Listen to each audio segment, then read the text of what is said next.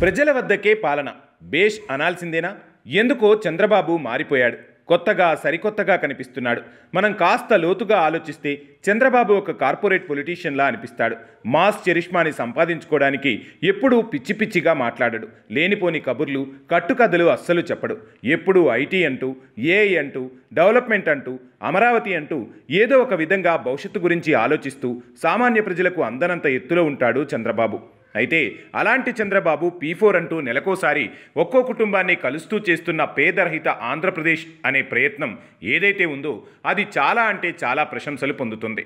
ఎప్పుడు చంద్రబాబు అంటే గుడిలో దేవుడిలా, దర్శనానికి కూడా దొరకనంత బిజీగా ఉంటాడు అని వచ్చిన విమర్శలకు చంద్రబాబు ఇప్పుడు చేస్తున్న ప్రయత్నాలతో చిక్పడినట్లే.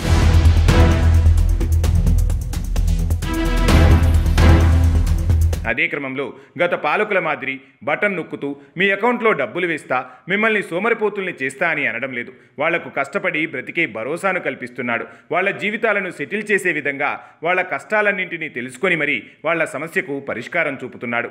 ఈ ఆలోచన, ఈ పద్ధతి ప్రజల్లో చంద్రబాబు గ్రాఫ్ని విపరీతంగా పెంచేసింది.